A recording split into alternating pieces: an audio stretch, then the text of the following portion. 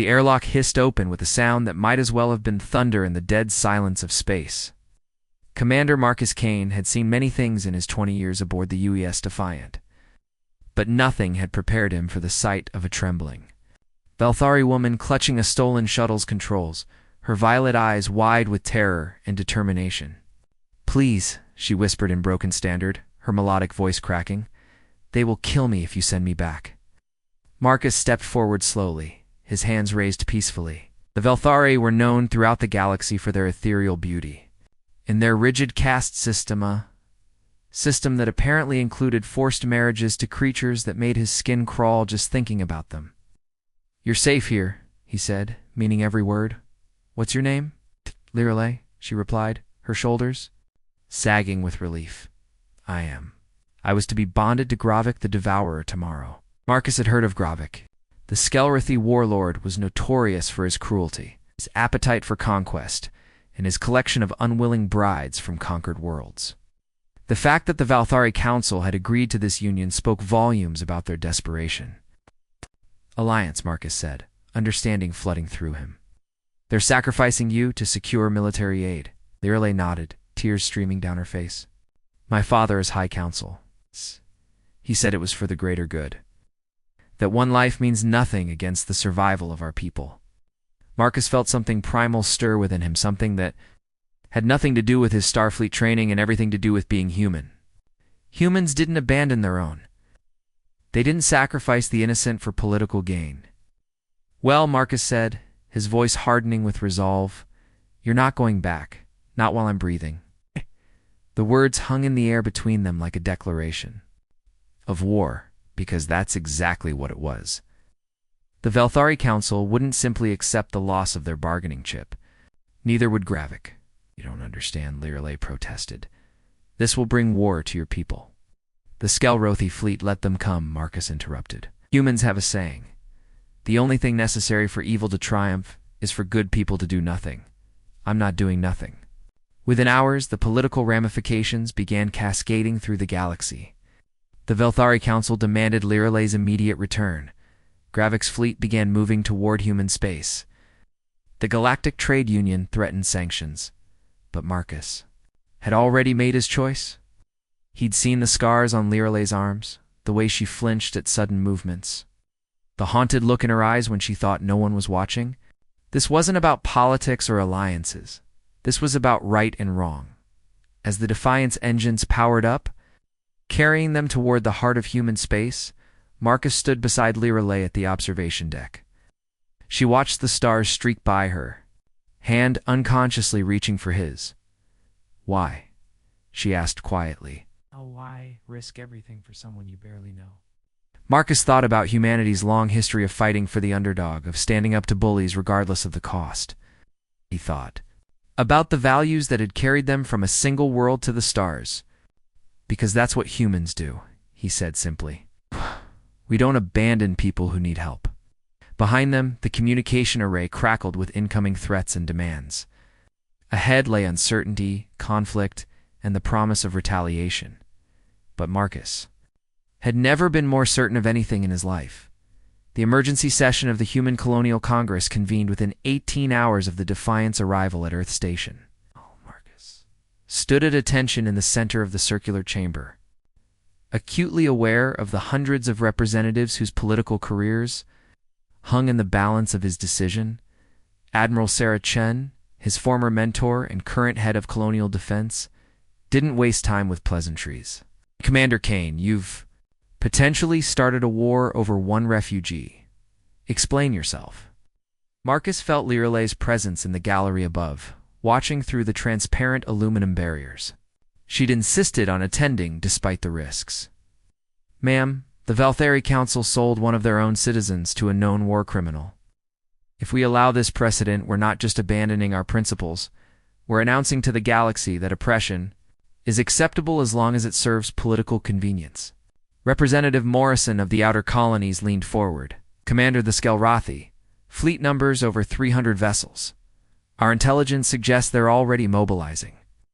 Are you prepared to sacrifice thousands of human lives for one person?" The question hung in the air like a weapon.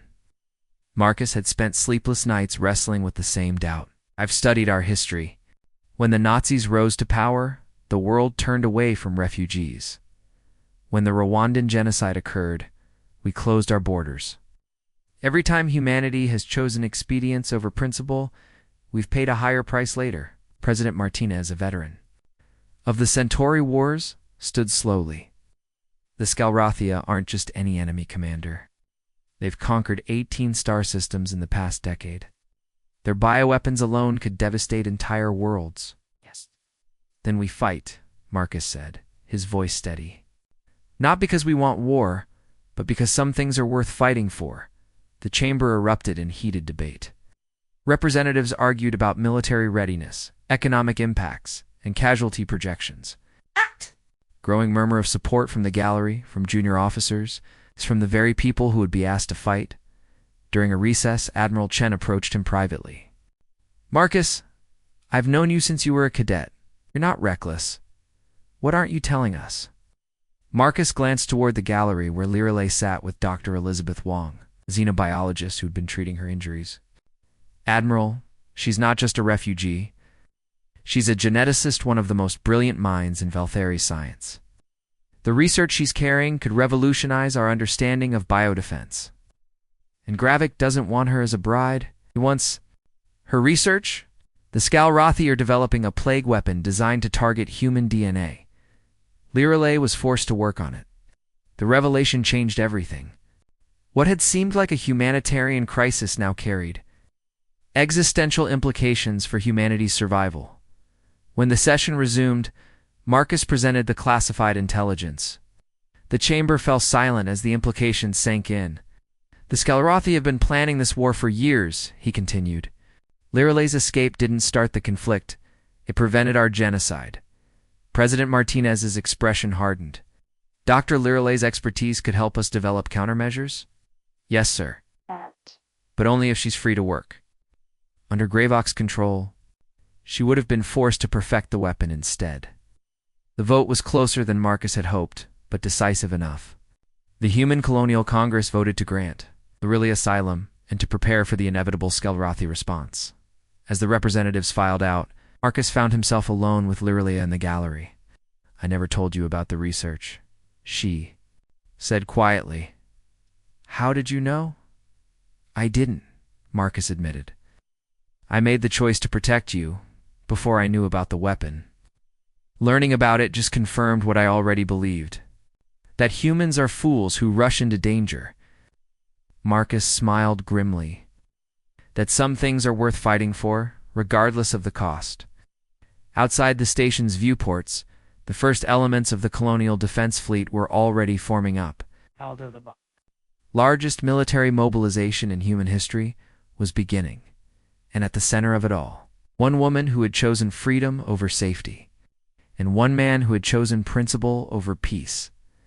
The strategic command center aboard the CNS Indomitable buzzed with controlled chaos. Holographic displays showed fleet movements across 3 sectors, while tactical officers coordinated with ground forces on 17 worlds. Marcus stood beside Admiral Chen, watching the largest military operation in human history unfold. Gravix moved faster than we anticipated, Chen reported grimly. His advanced fleets have already reached the Kepler sector. Ida to our outer colonies. 72 hours. Marcus studied the tactical display.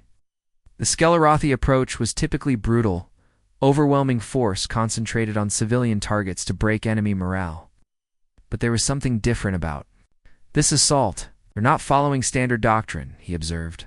Look at the formation spread. They're searching for something. Dr. Lirelei stepped forward from her position at the research station. Over the past week, she'd become indispensable to their war effort. Her knowledge of Scalrathi technology proving invaluable. They're hunting for me, she said quietly. Gravok has convinced his war council that I'm essential to their bioweapon program. All the more reason to keep you safe, Marcus replied. No. Lirelei's voice carried a strength that surprised everyone in the room. All the more reason to use their obsession against them. Admiral Chen frowned. What are you suggesting? Propose we let them find me, Lirelei said, her violet eyes meeting Marcus's, under controlled circumstances. The room fell silent. Marcus felt his chest tighten. Absolutely not.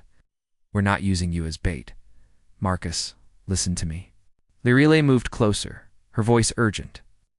I've been analyzing their bioweapon. It's more advanced than we thought, but it has a critical flaw. I can introduce a cascading error into their genetic targeting system, but I need access to their primary research facility.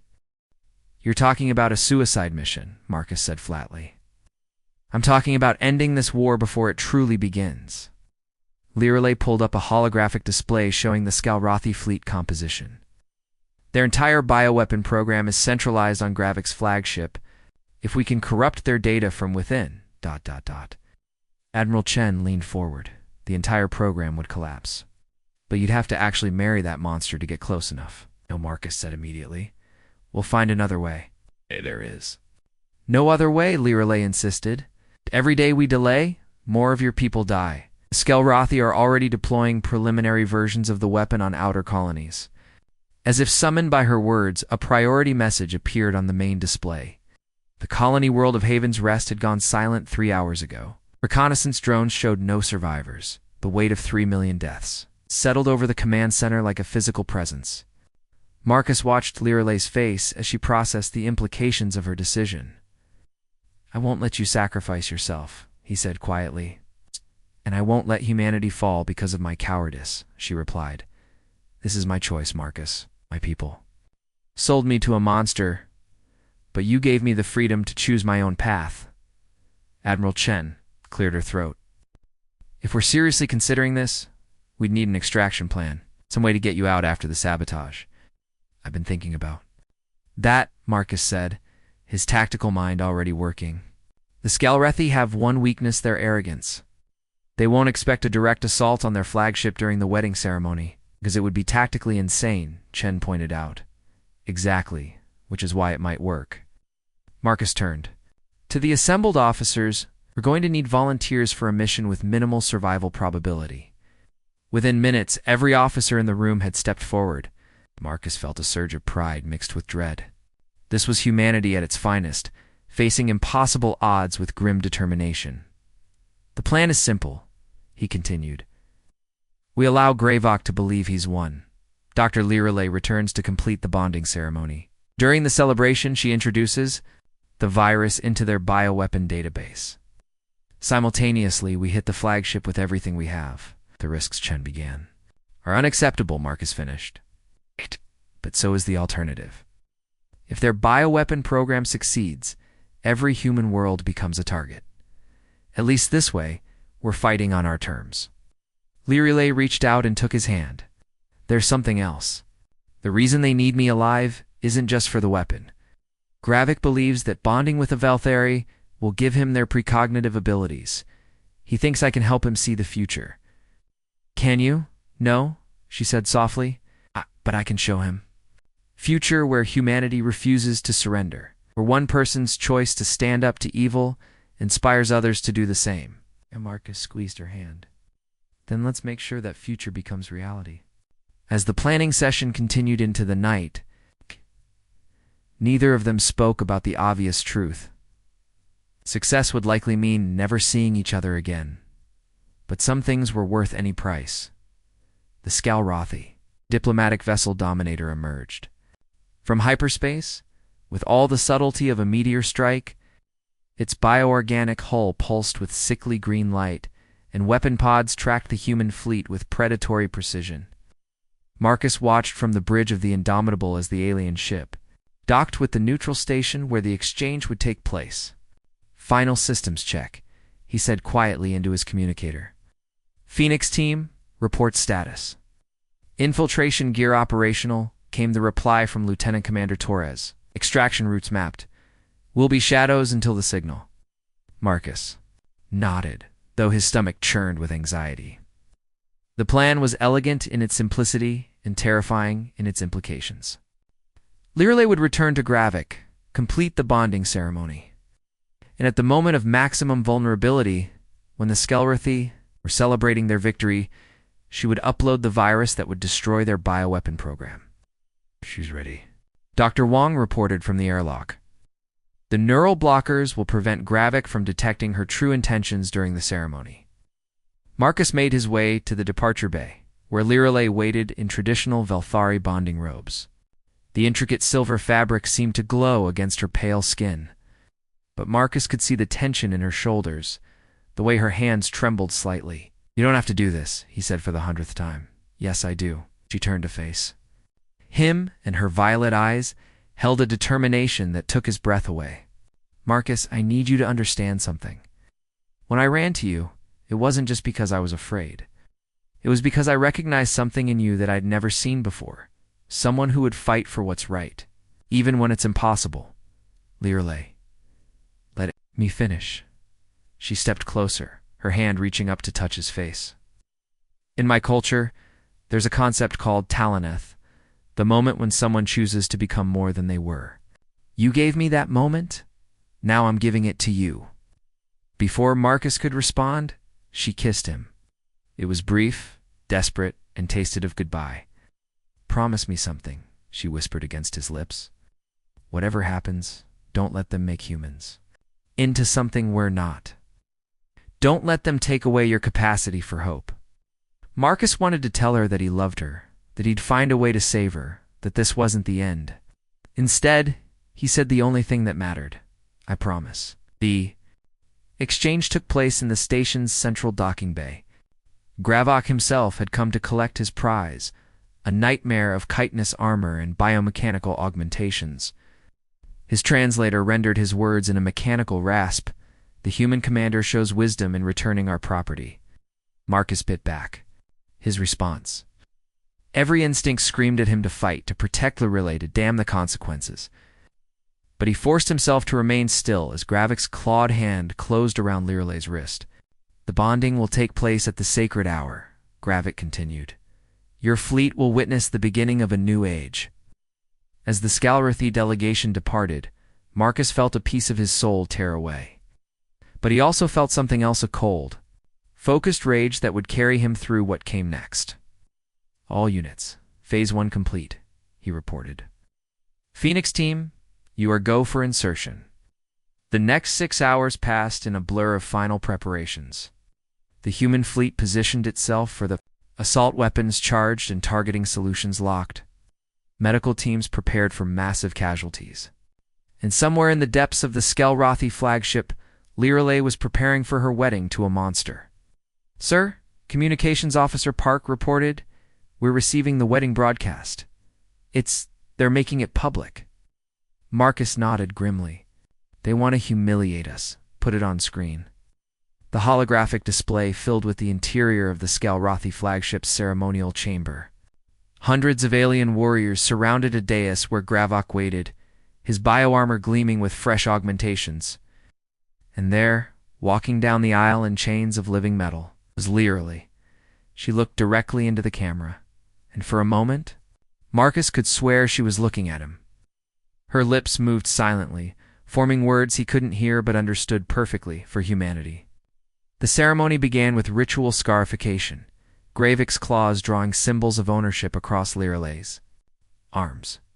She didn't flinch, didn't cry out, didn't give their enemies the satisfaction of seeing her break. "Talaneth," Marcus whispered, understanding flooding through him.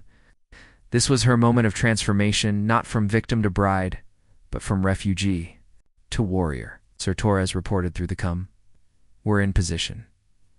Phoenix team has reached the bioweapon laboratory, waiting for the signal." Marcus watched as BlackHFY began the final phase of the ceremony, his biomechanical tendrils reaching toward Lirelei's neural interface. At the moment of connection, she would upload the virus that would cripple their entire program. "Stand by," Marcus said. The fate of humanity hung in the balance. Suspended in the space between one heartbeat and the next, the neural interface made contact with a sound like breaking glass. Lirelei's scream echoed through the ceremonial chamber, but Marcus knew it wasn't from Pen, it was from the sheer effort of maintaining her deception while uploading terabytes of corrupted data directly into the Skeltus' most secure systems. "Signal confirmed," Torres reported. "Virus is uploading. 30 seconds to full integration."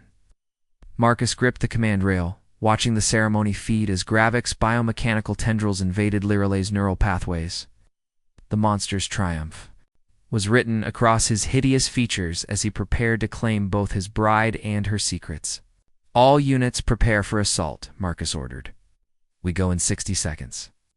On the screen, Lyrile's body convulsed as the neural connection deepened. But her eyes remained focused, determined. She was buying them time with her suffering. Commander, Admiral Chen's voice crackled through the cum. We're detecting massive energy signatures from the Skelrothi fleet. They're powering weapons. They know, Marcus realized. Gravik's figured out what she's doing. The wedding ceremony dissolved into chaos as alarms blared throughout the Skelrothi flagship. Gravik's roar of rage shook the chamber as he realized he'd been deceived. His claws lashed out toward Lyrile. She was ready. The neural blockers Dr. Wong had given her weren't just to hide her intentions, they were also keyed to a specific frequency that would disrupt Skelrothi bioneural systems. As Gravok's claws made contact, his entire nervous system seized. Now, Marcus shouted. All units, engage. The human fleet erupted into action. Fighters swarmed toward the Skelrothi flagship while capital ships opened fire with everything they had. The void lit up with energy beams, missile trails, and the brilliant flashes of matter annihilation. Phoenix team, go, go, go, Marcus commanded. On the screen, he watched Torres and her team breach the ceremonial chamber. The lieutenant commander moved with deadly precision, her squad cutting through Skelrothi guards like a scythe through wheat. But Marcus only had eyes for Lyrile. She was on her feet now, the wedding chain shattered around her. In her hands was a weapon she'd improvised from ceremonial components, a blade of pure energy that hummed with lethal intent. You thought you could break me, she said to Gravik, her voice carrying clearly through the audio feed. But I am not your property. I am not a prize to be won, or a tool to be used. I am Lyrile of the Velthari, and I choose who I serve. Gravik lunged at her, his biomechanical arms extending like spears. But Lyrile was faster. The energy blade swept through his primary neural cluster. The monstrous warlord collapsed in a heap of twitching machinery. Extraction points secured, Torres reported. Package is safe. But even as Marcus felt relief flood through him, the tactical display showed the truth. The Skelrothi fleet was regrouping, their numbers still overwhelming.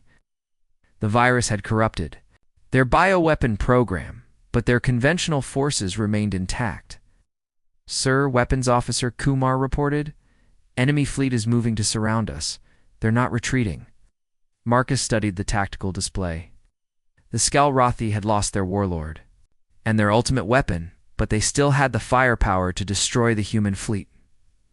Unless... Communications. Open a channel to all Skelrothi vessels, he ordered. Sir, Chen questioned. I have an idea. Marcus stepped forward as the channel opened. This is Commander Marcus Kane of the Human Colonial Defense Force. Your leader is dead. Your bioweapon program is destroyed. You have one chance to withdraw with honor. The response came in the form of coordinated weapons fire. The Skelrothi weren't interested in negotiation. So be it, Marcus said grimly. All units initiate Protocol 7. Protocol 7 was humanity's last resort of coordinated ramming. Attack by all damaged vessels, designed to punch through enemy lines and give the remaining ships a chance to escape. It was tactical suicide, but it would save the colonies. Sir Kumar said quietly, our orders are to protect the colonies. Not to. I know what our orders are, Marcus interrupted, but I also know what's right. Signal the fleet. Any ship That's taken critical damage is to make ready for ramming speed. Marcus. Lyrile's voice came through the cum from the extraction shuttle. There's another way. What do you mean? The virus I uploaded didn't just corrupt their bioweapon. It gave me access to their entire fleet command network. Turn their own ships against them. Marcus felt hope surge through him. Can you do it remotely? No, she said quietly. I need to be connected to their primary command node. On the flagship we just evacuated you from. Yes, Marcus closed his eyes. He'd known this moment would come, the choice between saving the woman he loved and saving humanity. But Lirelay had already made the choice for both of them. Belay Protocol 7, he ordered. Phoenix team, prepare for immediate return to the Skelrothi flagship. Sir Torres protested. The extraction is about to become an insertion, Marcus finished. We're going back. The extraction shuttle banked hard as it approached the Skelrothi flagship, its stealth system straining under the onslaught of enemy fire. Marcus gripped his weapon harness as the ship shuddered from a near miss, his eyes locked on Lirelay as she prepared for what might be her final mission. 60 seconds to docking, Torres reported. Enemy defensive grid is adapting to our approach. Marcus activated his combat suit's HUD, overlaying the flagship schematics with their current position. The primary command node was 3 decks down from the docking bay, protected by biomechanical barriers and an army of Skelrothi warriors. Remember, Lirelay said as she checked her neural interface one final time, I need exactly 2 minutes of uninterrupted connection to propagate the override virus through their entire fleet network. You'll have it, Marcus promised. Whatever it takes. The shuttle's docking clamps engaged with a metallic shriek. Immediately, the airlock began cycling as Skelrothi boarding parties attempted to breach their position. But Phoenix team was ready. Breaching charges set, Torres announced. 5 seconds.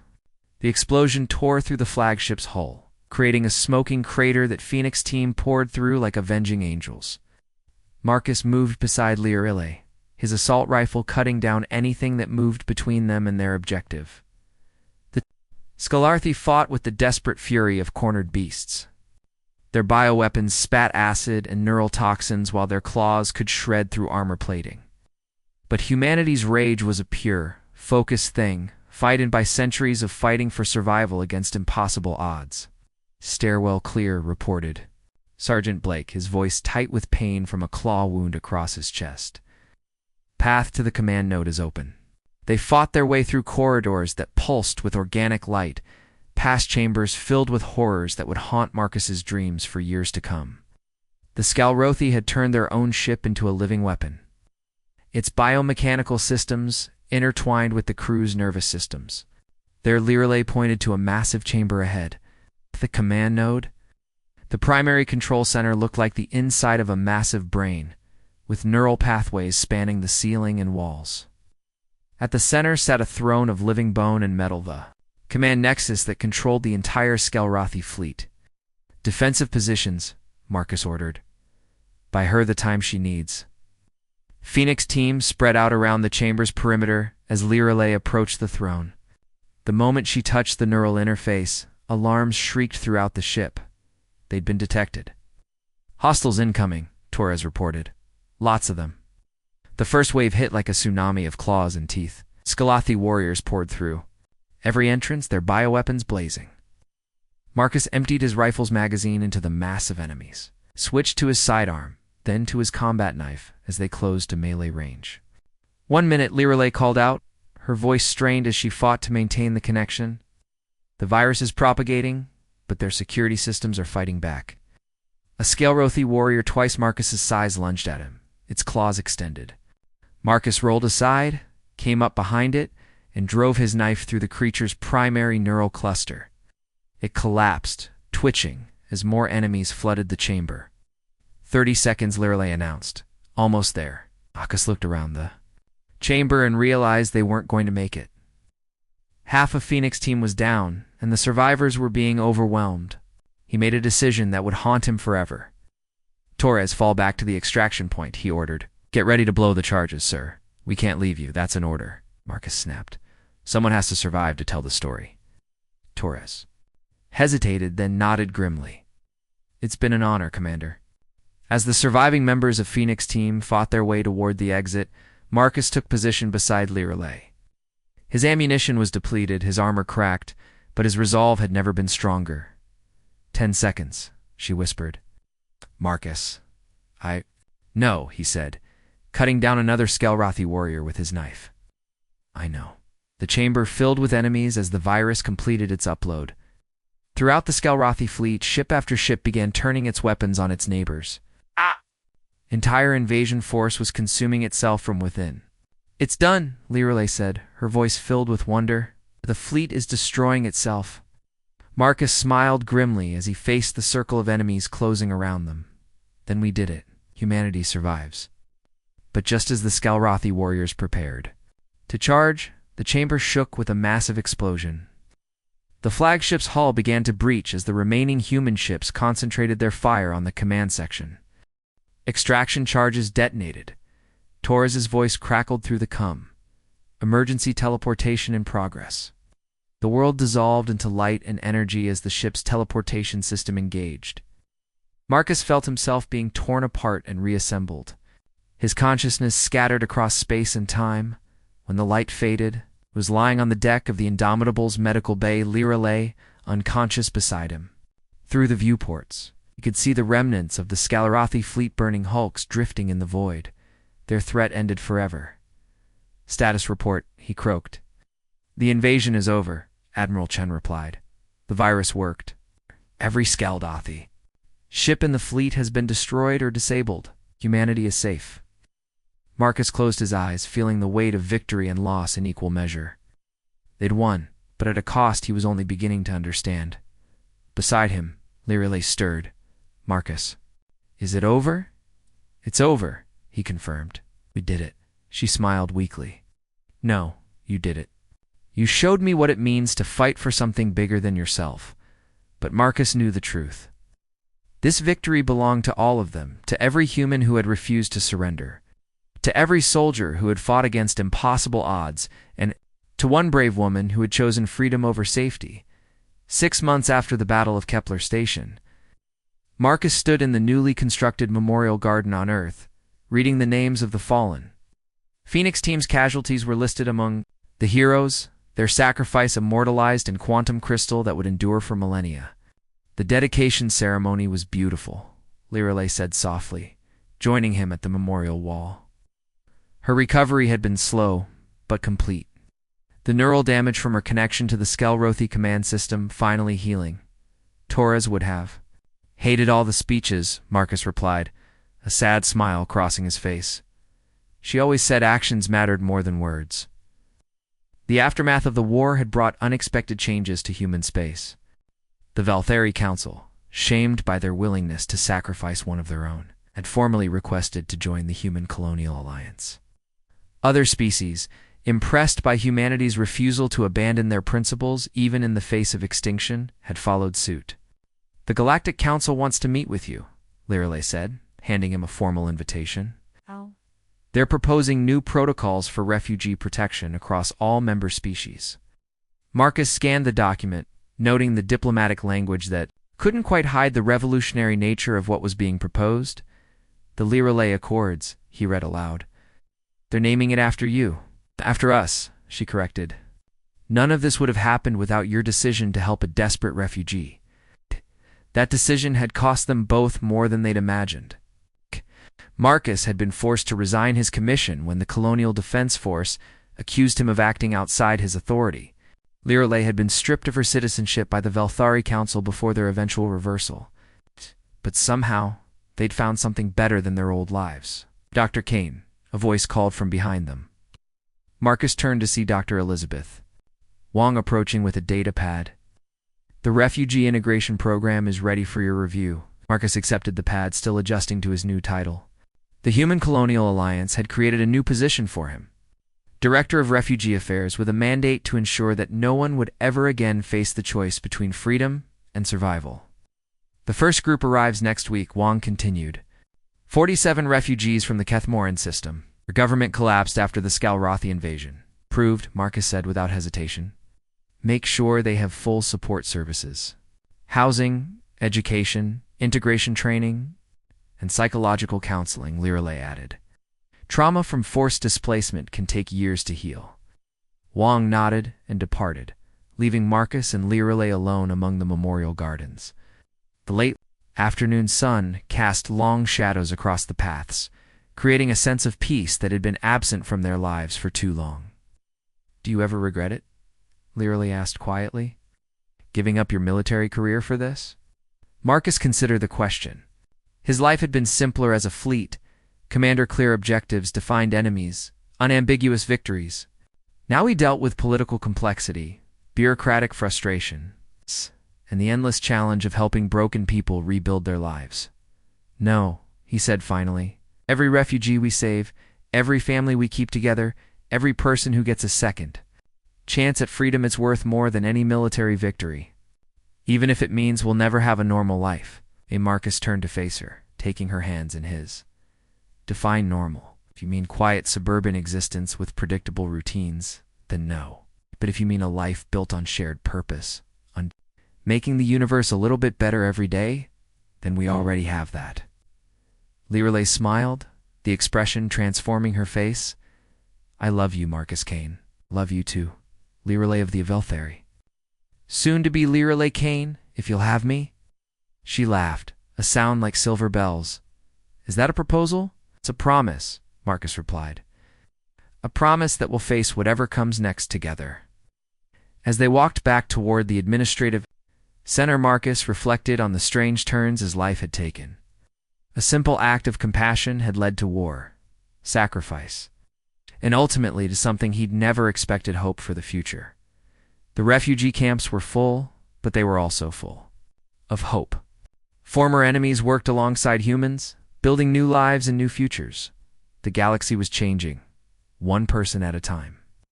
Sir, a young aide approached them at the entrance to the building. Emergency transmission from the Outer Rim. The Zephyrian Empire is requesting asylum for their entire population. Their sun is going nova. Marcus and Lirelei exchanged glances. Another crisis, another opportunity to prove that humanity wouldn't turn away from those in need. How many? Marcus asked. 12 million. It was an impossible number, a logistical nightmare that would strain every resource they had. But Marcus had learned that impossible was just another word for challenging. Start the evacuation protocols, he ordered, and contact the other Alliance members. We're going to need help. As the aide hurried away, Lirelei squeezed his hand, ready for the next adventure. Marcus smiled, thinking of all the lives they were about to save. Always. The evacuation of the Zephyrian Empire became the largest humanitarian operation in galactic history. Marcus stood in the command center of the newly constructed Refugee Coordination Station, watching as thousands of ships ferried desperate families away from their dying world. The Centauri Federation is offering temporary settlement on 12 worlds, reported Commander Walsh, his former aide, who had followed him into civilian service. The Velthari have opened their outer colonies. Even the Andromedon Collective is providing resources. Marcus nodded, but his attention was focused on the real-time stellar data from the Zephyrian system. The star's collapse was accelerating beyond their projections. How long do we have? He asked Dr. Lirelei, who had become their chief scientific advisor. 72 hours, she replied grimly. Maybe less. The stellar compression is creating cascading gravitational effects. 12 million people, 72 hours. The mathematics were brutal. We need to increase the evacuation rate, Marcus said. Double the transport rotations. Sir Walsh hesitated. The pilots are already at their limit. We're seeing increased accident rates from fatigue. Marcus studied the evacuation statistics. They were moving 8,000 people per hour across the entire operation. At that rate, they'd save less than 2 million before the star went nova. What about the Skeldrathy hulks? Lirelei suggested. The ones we captured after the war. They're still functional. They're also death traps, Walsh protested. The biomechanical systems are unstable. Half the ships could suffer catastrophic failure. Half is better than none, Marcus replied. Prep the hulks for emergency evacuation. Skeleton crews only. As the desperate hours passed, Marcus found himself making impossible choices. Which families got priority? Which worlds received the most resources? How do you decide who lives and who dies when everyone deserves to survive? The answer came from an unexpected source. Commander Kane, a voice called from the observation deck. Marcus turned to see Grafter, a Skelrathi warrior who had defected after the war. His biomechanical augmentations had been modified too. Assist rather than destroy. What is it, Grafter? My people. The survivors of the fleet we wish to help. Marcus stared at the alien warrior. The Skelrathi remnants had been living in isolation since the war, rejected by their own kind, and feared by others. They had no reason to help humanity, every reason to let them fail. Why? Marcus asked. Because you showed us what honor means, Grofter replied. Your mate could have destroyed us all. Instead, she gave us a chance to choose a different path. Within hours, 200 Skelrothi volunteers had joined the evacuation effort. Their biomechanical enhancements made them ideal for the hazardous work of operating the unstable hulks. Ships that would have killed human crews became manageable with Skelrothi pilots. Evacuation rate increasing to 15,000 per hour. Walsh reported. We might actually make it. But as the 48-hour mark approached, a new crisis emerged. The Zephyrian government had collapsed, leaving millions of people stranded without transportation to the evacuation points. We need to go in after them, Marcus said, ground teams to organize the remaining population.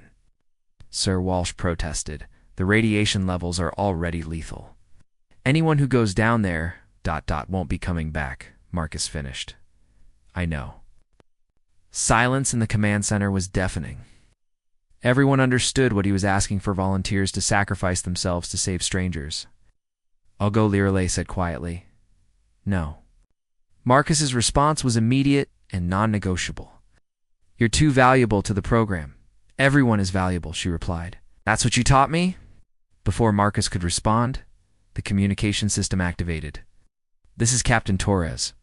Of the merchant vessel, Defiance Dream, we're volunteering for ground evacuation duty.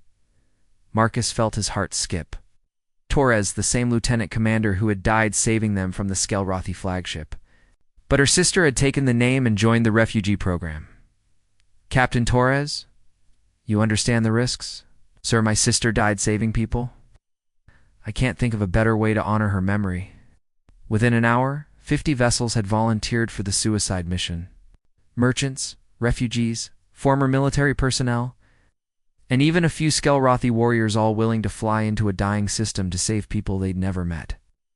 This is what humanity is, Lireley said, watching the volunteer ships enter the Zephyrian system. Not the fear, not the hatred, but this. The willingness to sacrifice everything for strangers. The ground evacuation was a nightmare of radiation storms and collapsing infrastructure. But the volunteers pressed on, loading their ships far beyond safety limits and flying through solar storms that would have been suicide for less dedicated crews. Final count, Walsh reported, as the last transport cleared the system, 11,700,000 evacuated. We lost 37 ships and their crews. Marcus felt the weight of those losses like physical blows. 37 ships worth of heroes who had given everything to save others. The communications officer called. We're receiving a transmission from the Zephyrian survivors. I want to thank you personally. Put it through, Marcus said, the holographic display filled with the image of an elderly Zephyrian. His skin marked with the ritual scars of high rank. Commander Kane, I am Elder Vorthok. On behalf of my people, I offer you our deepest gratitude. But more than that, I offer you our service. Elder, your people have been through enough. No, Vorthok interrupted.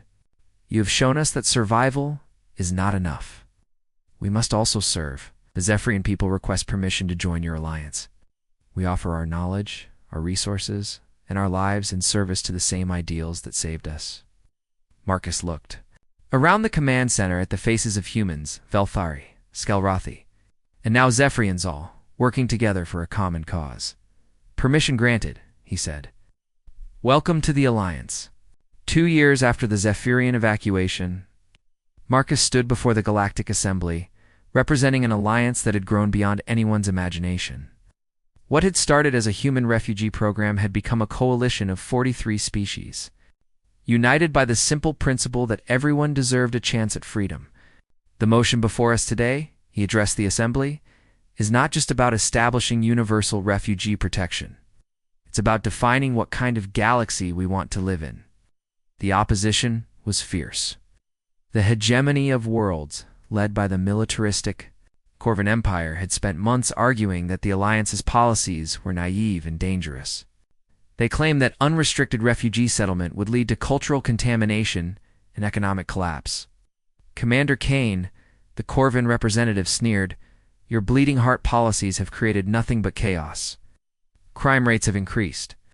On every world that accepts your refugees, economic disruption is rampant.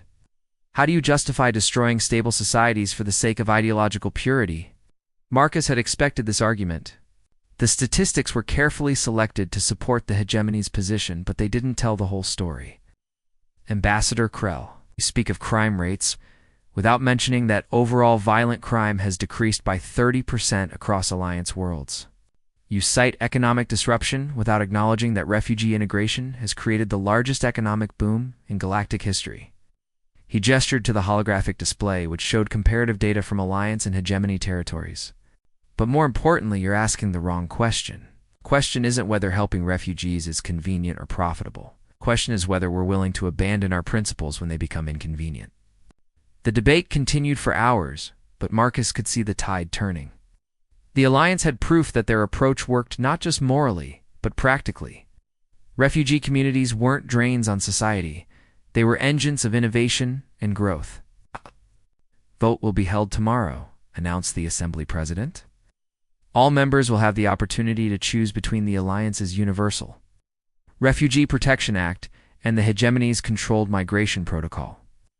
As the session adjourned, Marcus felt a familiar presence beside him. Lirelay had been appointed as the Alliance's Chief Cultural Integration Officer, helping refugee communities adapt while maintaining their unique identities. "How do you think it went?" she asked. "Better than expected," Marcus replied. "The hegemonies. Arguments are getting weaker. Hard to argue with success." They walked together through the station's central plaza, a marvel of interspecies architecture that served as a symbol of what cooperation could achieve. Humans, Valthari, Skelrathi, Zephyrians, and dozens of other species moved through the space in harmony. Marcus Lirelay said suddenly, "Do you ever wonder what would have happened if you'd followed orders that day? If you'd sent me back to Gravik?" Marcus considered the question. "Every day," he admitted. "But not because I regret the choice. Because I'm grateful for the reminder of how fragile everything we've built really is." They paused at the memorial wall, where the names of every person who had died in service to the Alliance were inscribed. The list was Long Phoenix Team, the Zephyrian evacuation volunteers, refugees who had died fleeing persecution, and countless others. "Sir," a young aide approached them. "Priority message from the Outer Rim. The Vegan Confederacy is requesting emergency assistance. They're facing a refugee crisis from the Magellanic expansion." Marcus accepted the datapad, scanning the preliminary reports. 3 million refugees from 17 different species, all fleeing the aggressive expansion of a militaristic faction from the Magellanic clouds. "What's our response capacity?" he asked. "Stretched thin," the aide replied. "The Andromedans are still recovering from their own integration efforts. The Centauri Federation is dealing with internal political issues. We might be on our own for this one." Marcus looked at Lirelay, seeing his own determination reflected in her eyes. They'd faced impossible odds before. "Send word to all Alliance members," he decided. "Emergency assembly session in 12 hours, and contact the refugee fleet directly. Tell them help is coming." As the aide hurried away, Lirelay took his hand. "Ready for another impossible mission?" "Always," Marcus replied. "But this time, we're not alone." The plaza around them buzzed with activity as news of the crisis spread. But instead of panic or despair, Marcus saw something else's determination. Species that had once been enemies were already organizing relief efforts. The Alliance had become more than a political entity. It was a family. "You know what I love most about this?" Lirelay said, watching a group of Skelarathi engineers working with human technicians to modify transport ships. "What? It's become bigger than us. The idea that everyone deserves a chance at freedom. It's not just human anymore. It's galactic." Marcus smiled, thinking of the refugee who had stumbled into his life years ago, desperate and alone. She had changed everything, not through grand gestures or political maneuvering, but through simple courage and the willingness to hope. "The assembly vote tomorrow," he said. Win or lose, we keep going. Win or lose, we keep going, she agreed, as they prepared for another sleepless night of crisis management. Marcus reflected on the strange journey that had brought them here. A single act of compassion had sparked a revolution that was reshaping the galaxy, and they were just getting started. The emergency assembly session convened at 0800 Galactic Standard Time, with representatives from every major power in the galaxy. Marcus stood at the podium, looking out at faces that ranged from sympathetic to hostile, knowing that the next few hours would determine the fate of millions. The Magellanic crisis represents more than a refugee emergency, he began. Test of everything we've built together. 3 million beings are fleeing persecution, seeking nothing more than the chance to live free from fear. The question before us is simple. Do we stand by our principles when they're tested, or do we abandon them when they become inconvenient? The Corvin ambassador rose from his seat. Commander Kane, your alliance has already proven that it cannot handle the current refugee load. Crime, economic disruption, cultural conflict, these are the fruits of your idealistic policies. How can you ask us to make the situation worse? Marcus had anticipated this argument. Ambassador Krell, I'd like to present some witnesses. The assembly's attention turned to the gallery as a diverse group of beings entered. Marcus recognized them all refugees who had become leaders, innovators, and contributors to their new societies. This is Dr. Vexhaler, Marcus said, indicating an insectoid being with intricate carapace markings. She arrived 3 years ago, fleeing the hive wars. Her research into quantum biology has revolutionized medicine across 17 worlds. He gestured to a towering figure with crystalline skin. Elder Zorthak, former refugee from the Silicon Uprising. His architectural innovations have solved housing crises on 12 planets. One by one, he introduced them all. Each refugee had a story of loss and redemption, of talent unleashed and potential realized. They weren't statistics or burdens. They were living proof that diversity made everyone stronger. The hegemony wants you to see refugees as problems to be managed, Marcus continued. I want you to see them as they really are, people with dreams, skills, and the courage to risk everything for a better life. The debate that followed was fierce, but civilized. The alliance had learned to argue with facts and passion rather than rhetoric and fear. When the vote was called, Marcus felt the weight of history pressing down on him. All in favor of the Universal Refugee Protection Act. The voting display lit up with symbols representing each member species. Marcus watched as the tally climbed, his heart pounding with each new vote.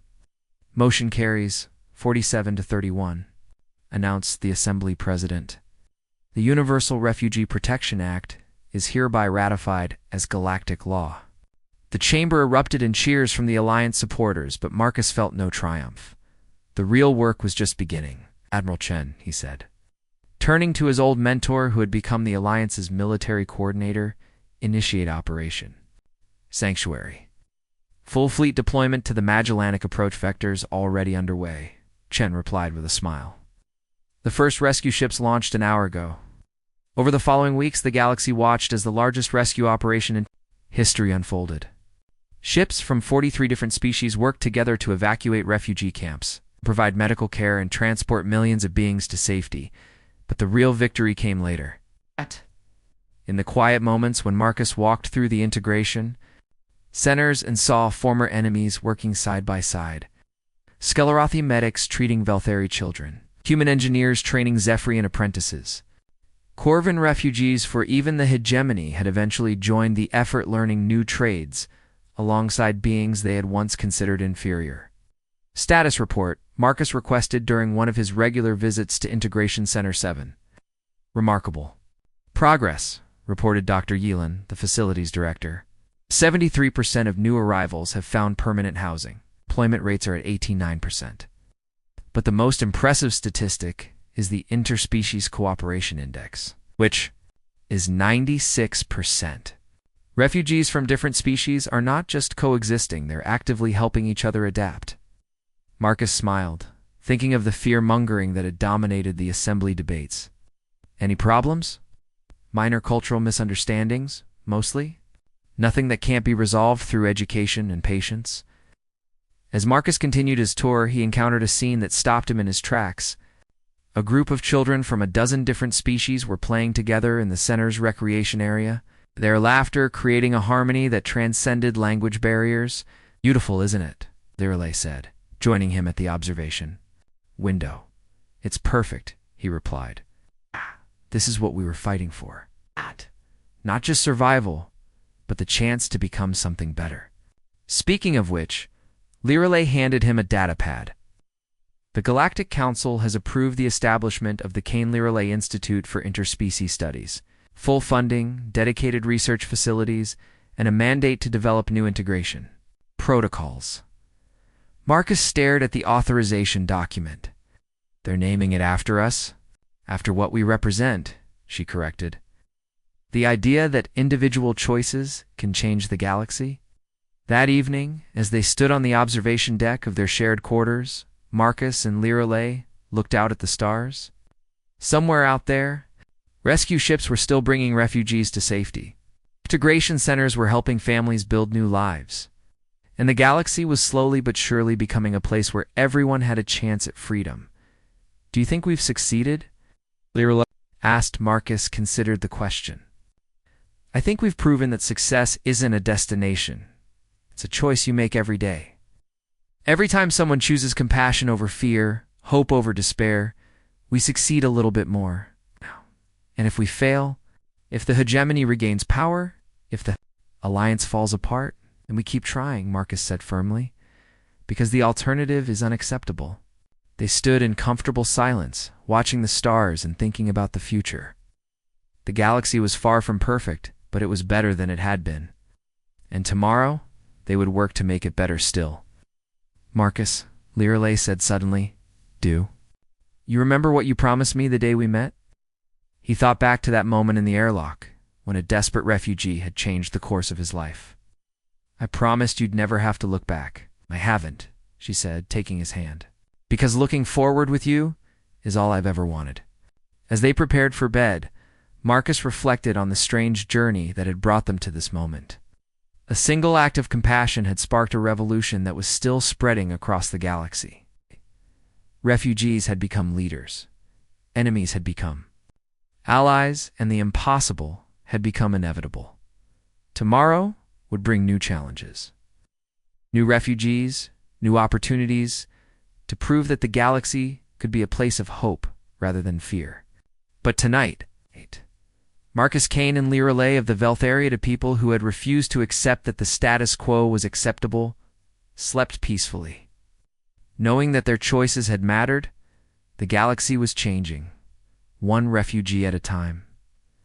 And the best was yet to come in the years that followed.